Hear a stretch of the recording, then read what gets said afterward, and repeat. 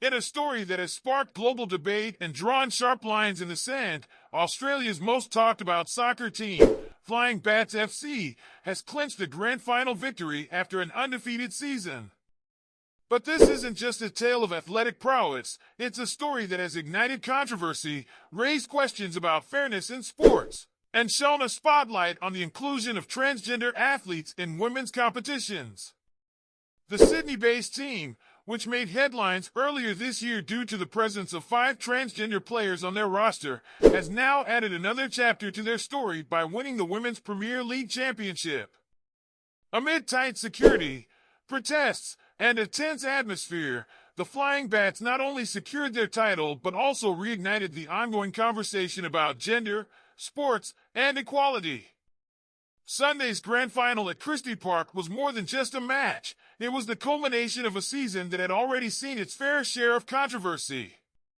The Flying Bats entered the final with a record that few could rival: 16 regular season wins, 65 goals scored, and just 4 conceded. Their dominance on the field was clear, but it was their off-field narrative that attracted the most attention. The presence of 5 transgender players in the women's competition had drawn criticism from various quarters, including high-profile figures like J.K. Rowling and sports presenter Lucy Zielik, who questioned the fairness of allowing transgender women to compete in the league. Despite the backlash, the Flying Bats remained steadfast, supported by the Australian Human Rights Commission's guidelines, which emphasized the inclusion of transgender individuals in sports. The grand final itself was a nail-biter, with the scores tied at 3-3 by halftime. As the tension mounted, the Flying Bats made strategic changes that ultimately secured their 5-4 victory over West Pennant Hill's Cherrybrook Football Club.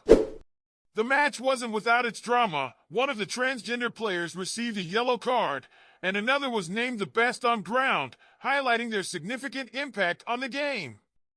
The tight finish and the high stakes only added to the intensity of a match already brimming with significance. Throughout the season, the Flying Bats' journey was marked by more than just their on-field success. The team had faced numerous challenges, including 6 victories by forfeit, as some opponents chose not to play against them. This decision was reportedly influenced by warnings from sports governing bodies that clubs could face penalties for refusing to compete. The forfeit victories, combined with the backlash from some sections of the community, added layers of complexity to the Flying Bat season. Critics like Zielik were vocal in their disapproval, labeling the team's success as a crime against women and accusing sporting organizations of failing to protect the integrity of women's sports. Yet, amidst the controversy, the Flying Bats' official stance remained one of inclusion and equality. The club, known as the largest LGBTQIA+ women's and non-binary football club in the world, has long prided itself on creating a supportive community for all its members. Club president Jennifer Peden emphasized that their policies align with federal guidelines, which prohibit discrimination based on gender identity. For the Flying Bats, this season was about more than just winning. It was about standing up for the right to participate in sport regardless of gender identity. As the final whistle blew and the Flying Bats celebrated their hard-fought victory, the broader debate surrounding transgender athletes in sports continued to rage on. Supporters of the team hailed their success as a triumph of inclusivity, while critics remained steadfast in their concerns about fairness.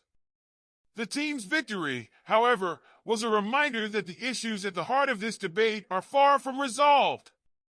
The discussion about the place of transgender athletes in sports is one that will continue to evolve, with the Flying Bat season serving as a significant chapter in that ongoing narrative. The Flying Bats FC's grand final win is a moment of triumph, controversy, and ongoing debate. It encapsulates the complexities of modern sports, where the lines between inclusion and fairness are constantly being questioned and redefined.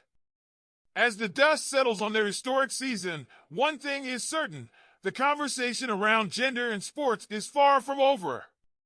Whether you view the Flying Bats' success as a victory for inclusivity or a challenge to the integrity of women's sports, their story is a powerful reminder of the changing landscape of athletics in the 21st century. Stay tuned as we continue to explore these critical issues, bringing you the latest developments and insights from the world of sports and beyond.